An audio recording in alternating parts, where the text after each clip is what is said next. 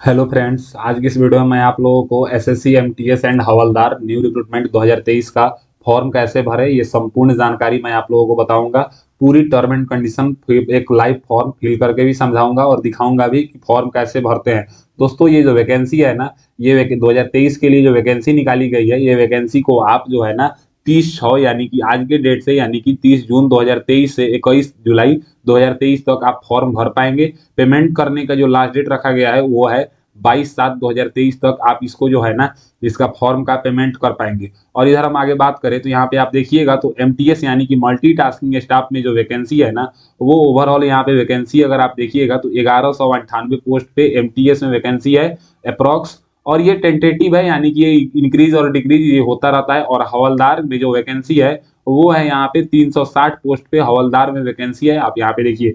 तो लाइव में चलिए अब वीडियो को शुरू करते हैं और आपको फॉर्म भर के दिखाते हैं। तो सबसे पहले आपको ssc.nic.in के वेबसाइट पे आना है। आप इस वेबसाइट पे जब आएंगे ना तो आपको यहाँ पे यूजर नेम और पासवर्ड डाल के लॉगिन करने का ऑप्शन आएगा। ये जो वन टाइम रजिस्ट्रेशन है ना, ये आप एसएससी सीएचएसएल का फॉर्म या एसएससी एमटीएस या एसएससी जीडी कोई भी प्रीवियस वैकेंसी का फॉर्म फिल किए होंगे तो आप जरूर रजिस्टर किए होंगे।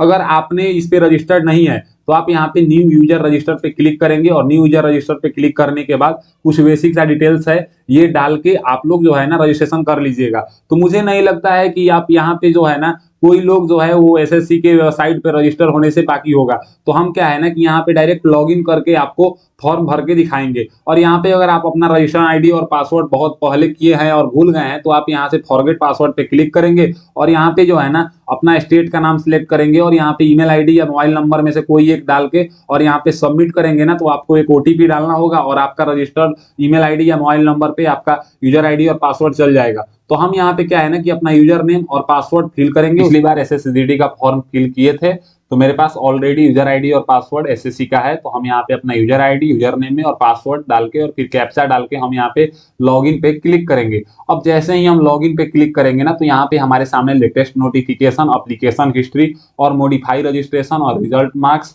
और ये सब ऑप्शन आ जाता है। अगर आपका जैसे है ना कि क्या है, जैसे आपको यहाँ पे देखेंगे तो आप यहाँ पे multitasking staff, non teaching staff and हवलदार सीबीआईएससी इसे दिखा देगा। अगर आप मॉडिफाई रजिस्ट्रेशन पर करना चाहते हैं तो आप यहाँ पे मॉडिफाई रजिस्ट्रेशन पे क्लिक करके जैसे कि आप अपना नाम, आधार नंबर या कोई भी डिटेल्स, कैटेगरी या हाईएस्ट क्वालिफिकेशन जो भी डिटेल्स में आप अगर सुधार करना चाहते हैं तो आप यहाँ से क्लिक करके और यहाँ पे जो एडिट का सेक्शन दिख रहा है ना, आप यहाँ से इस पे क्लिक करके ना आप यहाँ से एडिट कर सकते हैं। और अगर आपको कोई एडिट नहीं करना है तो आप यहाँ पे सिंपली लेटेस्ट नोटिफिकेशन वाले सेक्शन पे तो ऑलरेडी रहेंगे और यहाँ पे आप देखिएगा तो यहाँ पे एक अप्लाई का सेक्शन दिखेगा, प्रिंट का सेक्शन दिखेगा।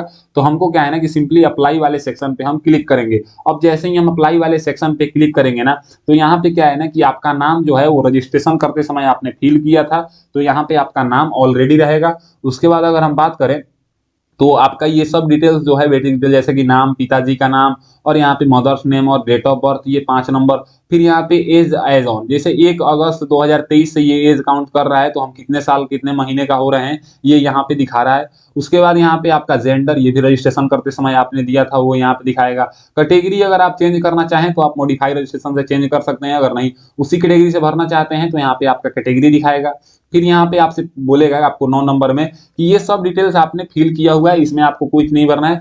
फिर यहाँ पे सिटीजन ऑफ इंडिया रहेगा और यहाँ पे आपका जैसे कि मतलब आपके शरीर में कहीं कटे फटे का निशान है ये भी दिखा देगा। आपको सिंपली 15 नंबर सेक्शन जो है ये फिल करना है। 15 नंबर सेक्शन में आपको क्या फिल करना है तो आप जो है ना अपना एग्जामिनेशन सेंटर कहाँ चाहते हैं, मतलब 3 सेंटर चूज करना है। तो आप जो 3 सेंटर चूज करेंगे वो आप अपने घर से नियरेस्ट जहाँ पे आप रहते हैं, प्रेजेंट एड्रेस या परमानेंट एड्रेस, वहां पे आप सिलेक्ट करेंगे। मैं आपको सजेस्ट करूंगा कि आप अपने नियरेस्ट ये सिलेक्ट कीजिएगा। उसके बाद यहाँ पे 16 नंबर में आपसे पूछेगा कि medium of computer based test यानी कि जो सीबीटी होगा वो आप कौन से लैंग्वेज में देना चाहते हैं। तो यहाँ पे बहुत से लैंग्वेज हैं जैसे कि हिंदी है, इंग्लिश है, यहाँ पे आसामी है, बंगाली है, गुजराती है, कन्नड़ है, यहाँ पे कोंकणी है, मलयालम है, मणिपुरी है, मराठी है, ओरियो है, ये सब है। तो हम यहाँ पे हिंदी में देना चाहते हैं तो हम यहाँ पे हिंदी सिलेक्ट करेंगे।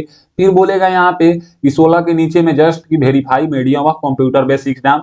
तो हम यहाँ पे क्या है ना कि फिर से जो सिलेक्ट किए थे वहीं उसी चीज को फिर से सिलेक्ट कर देना है, तो हम हिंदी में ही देना चाहते हैं। फिर आपसे पूछेगा यहाँ पे 17.1 में कि क्या आप एक सर्विसमैन हैं, तो आप अगर हैं तो आप इसको यस कीजिएगा, अगर नहीं है तो आप इसको नो कर दीजिएगा। अगर आप यस करेंगे तो आप अपना यहाँ पे date of joining armed force यहाँ पे बताएंगे। तो हम यहाँ पे एक सर्विसमैन को अगर सिंपली अगर आप नो है तो आप यहाँ पे इसको नो कर दीजिएगा। ये नो करने के बाद या यस करने के बाद आप अपने एलिजिबिलिटी क्राइटेरिया के अनुसार कीजिएगा। उसके बाद 17.1 के बाद ये सब अगर आप लाइन से देखिएगा तो ये सीरियल वाइज डिसेबल है, यानी कि ये सब आपको फिल नहीं करना है। तो आपको सीधा क्या है ना कि सीधे आपको नीचे आना है और 17.1 के बाद अब यहाँ पे कुछ नहीं फिल करना है। अब डायरेक्ट आपको 19.1 फिल करना है। ये आपसे पूछेगा कि वे they are seeking age relaxation, क्या आप एज रिलैक्सेशन लेना चाहते हैं। अगर आप इसको यस करेंगे तो चलिए हम आपको एज रिलैक्सेशन के बारे में समझा देते हैं कि ये क्या है। देखिए अगर एज रिलैक्सेशन की बात करें तो 18 से 25 साल जनरल ईडब्ल्यूएस कैंडिडेट के लिए है और एससी एसटी को 5 साल और ओबीसी को 3 साल का एज छूट दिया जाता है। आप यहाँ पे अगर आप देखिएगा तो एज रिलैक्सेशन में अगर आप 18 से 25 साल के हैं तो आप एमटीएस एन हवलदार सीबीएन डिपार्टमेंट में अप्लाई कर पाएंगे। अगर आप 18 से 27 साल के हैं तो आप यहाँ पे हवलदार इन सीबीआईसी में डिपार्टमेंट में अप्लाई कर पाएंगे और यहाँ पे फ्यू पोस्ट ऑफ एमटीएस में अप्लाई कर पाएंगे। और यहाँ पे एज रिलैक्सेशन कोड भी बताया गया है कि जैसे अगर आप एससी एसटी कैटेगरी से आते हैं तो आपको 5 साल का एज में छूट दिया जाएगा और यहाँ पे अगर आप ओबीसी कैटेगरी से आते हैं तो आपको क्या है ना कि आपको यहाँ पे 3 साल का एज में छूट दिया जाएगा। और अगर आपको यहाँ पे अगर आप पीडब्ल्यूबीडी कैंडिडेट्स ऑन रिजर्व हैं तो आपको 10 साल का छूट दिया जाएगा और पीडब्ल्यूबीडी अगर आप ओबीसी हैं तो 13 साल का और पीडब्ल्यूबीडी एससी एसटी हैं तो 15 साल का। एक सर्विसमैन है तो आपको 3 साल का छूट दिया जाएगा और डिफेंसल पर्सन है तो 3 साल का। और देख लीजिएगा कि आपको आप इसमें से किससे डिपेंड करते हैं। अगर किसी से डिपेंड नहीं करते हैं तो आपको क्या है ना कि सिंपली आप इसको नो कर दीजिएगा। उसके बाद अगर आप नो करेंगे तो यहाँ पे age relaxation code automatic disable हो जाएगा। अगर आप यस करते हैं तो आप ओबीसी कैटेगरी से आते हैं तो यहाँ पे आप अपना जो है ना यो कोड सिलेक्ट करेंगे और एससी एसटी से आते हैं तो हम यहाँ पे सिंपली इसको नो करेंगे।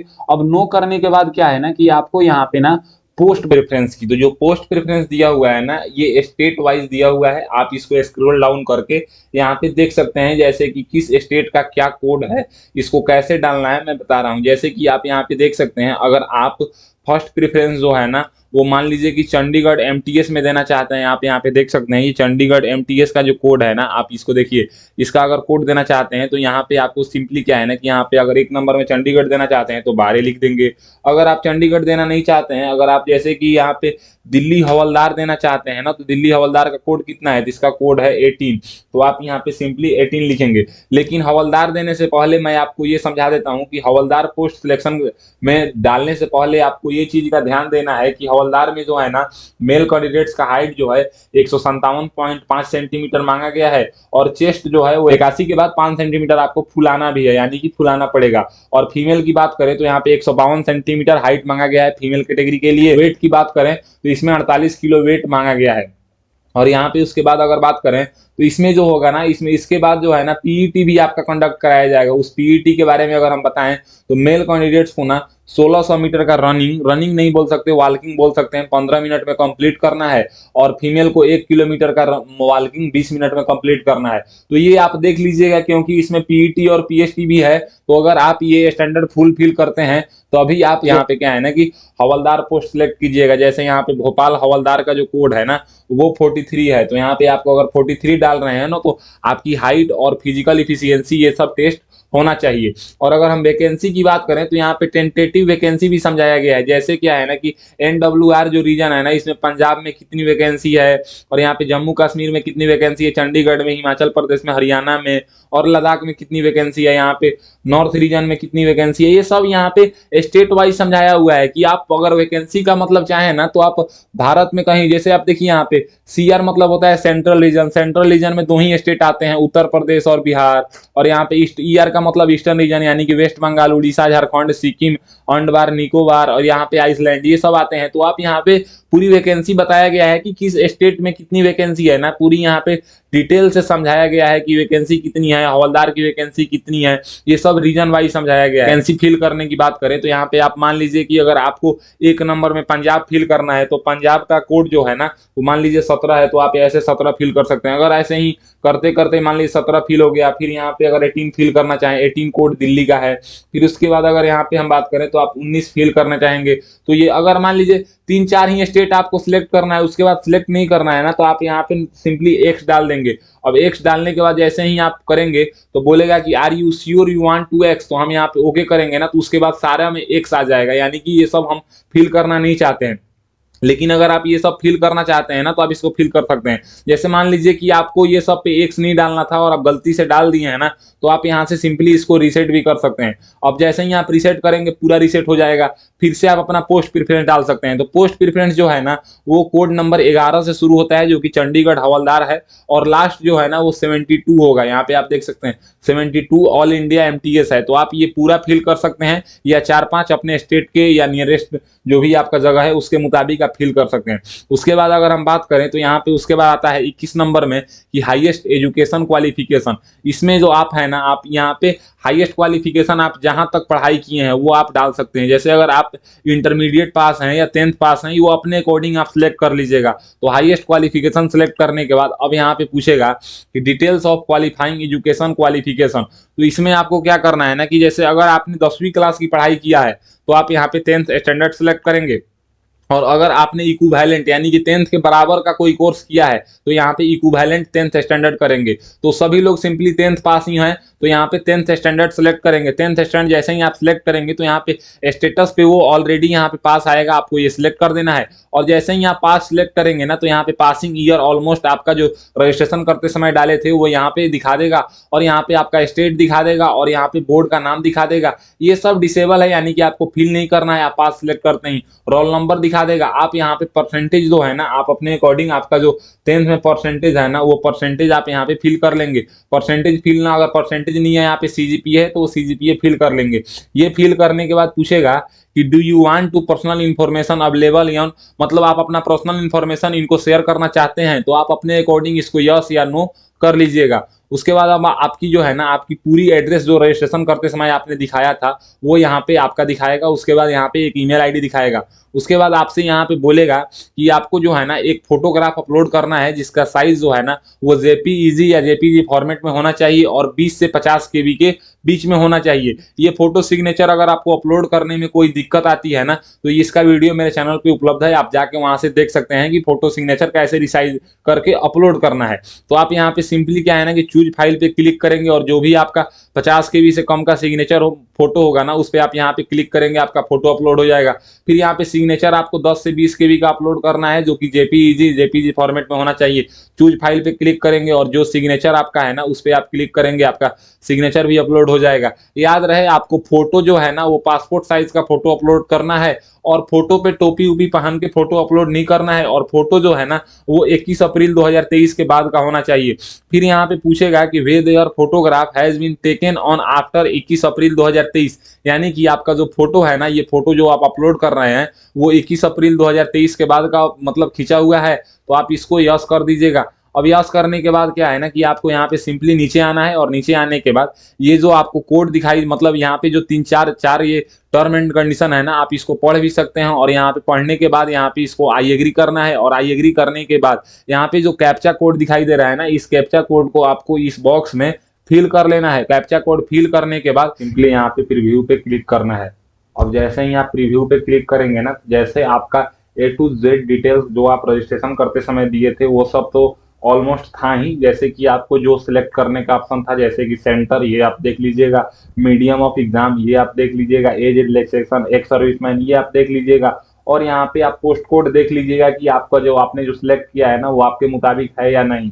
ऑलमोस्ट सब कुछ पहले से ही फिल होता है। एसएससी एमटीएस या एसएससी के कोई भी फॉर्म भरने जाए तो उसमें आपको ऑलमोस्ट सब कुछ फिल मिल जाएगा। फोटो सिग्नेचर आप देख लीजिएगा।